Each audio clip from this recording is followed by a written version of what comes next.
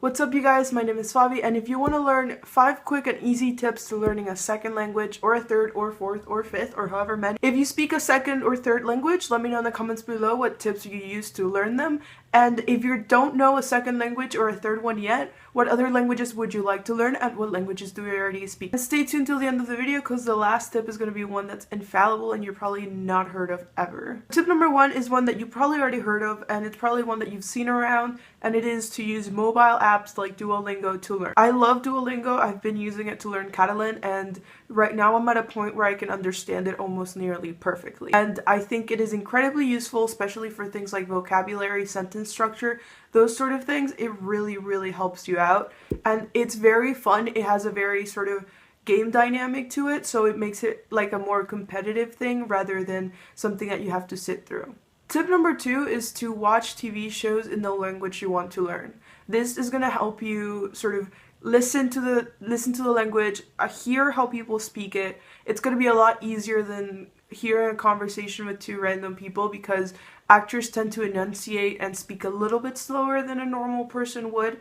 So it's going to help you, it's going to give you context. You're going to get the different inflections when people are speaking. I know, for example, for an American or for someone that's always spoken a Romance language, something like German can sound really rough, but then when you watch a TV show, you get an idea of what the normal sort of sound of the language is in a regular setting versus, say, you know, on the street. So that way you're not shocked when you feel like an inflection is maybe rougher than you imagine, something like that. Also, try not to use subtitles. I know it sounds like you would still learn a lot while using subtitles.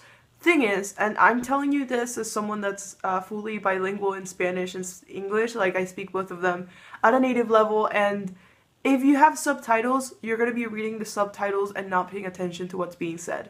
You might not get everything from a movie or a show when you're watching it without the subtitles, but the idea is to watch something you're familiar with. That way you get through context clues, you understand the plot, and then you realize, like, you put words into context in the setting. Whereas when you're reading what's happening, you're not paying attention, you're not listening, and again, you're not going to be focusing on the language that's actually being spoken. You're going to be reading and you're not going to be like paying attention at all. It's the same idea as you reading your phone in class. You might be like hearing it in the background, but your brain is going to be reading, and that's what's going to be being translated in your head. It's not going to be the actual language. If you can have subtitles in the language you're learning, that would be fantastic. That way you can hear what a word sounds like and see what it's actually written. So like that way it helps with your pronunciation. A book can explain to you sort of what a word sounds like, but then when you try to say it, it's never going to be the same. Whereas if you hear it and you read it at the same time, which is something Duolingo does really well as well, you're going to probably, like, your brain is going to do the same thing it did as a baby, which is try to just imitate that sound until it comes out properly. In the same vein, my third tip would be to actually get a book that you love. For example, I've been thinking about buying Harry Potter in Catalan, and yes, that's a thing that exists. And actually reading it, because if it's a book you already know, you're gonna like recognize parts of it. And always have, obviously, the second book on hand, the book that you've already read in the original language, to help as a guide, sort of as a dictionary, translation dictionary. So you're like, oh, what does the sentence mean? I'm not very sure. Like, you miss maybe like the keywords in the sentence and you can't get the meaning from context. Then you go over to the other book and you're like, oh, okay, so this is how they would say that. That way you sort of contrast and compare the two. Number 4 is something that I've heard, I saw maybe once on a video, and I've never seen it before, and it is such a good tip. It's helped me out so much, and it is to change all of your social media, all of your phone, like the language on your phone, the language on your computer, all of that, all the electronics that you have, change their language to the one you're learning. Because at least it happened to me on my phone, where it's something that you're so familiar with, where you click, that you don't even read it anymore because you already know what it says. So when you see it in a new language, it's going to process a lot faster, and you're not even going to realize you're learning because you don't have to set time away to be like, oh, I'm going to read this book or I'm going to watch this movie. No, you're just on your phone and you're like, oh, so that's how you say call in Catalan? I didn't know. That's really cool. And it's going to be a process of you learning without having to sit down and recognize that you're learning, which is probably the best way to learn. And tip number 5, which goes along the lines of everything I just said, really, but immersion.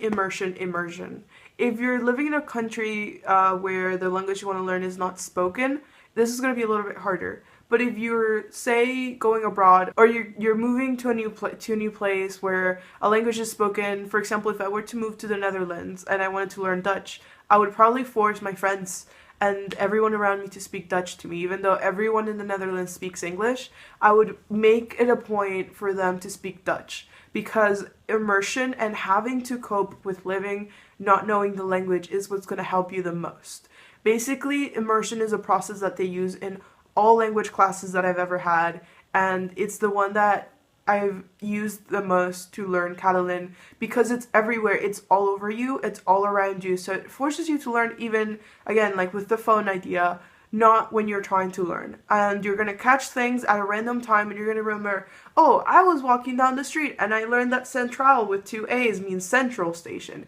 You know, that kind of thing where you see it and you can compare it to something that you already know, or something that you've learned in class and you see it in a different context, like conjugation of a word on a sign or something. It's going to help you just focus in, and it's going to take you to the place where you want to be, which is when you are thinking in that language. Once you start thinking in a new language, that is when you know the learning is actually happening.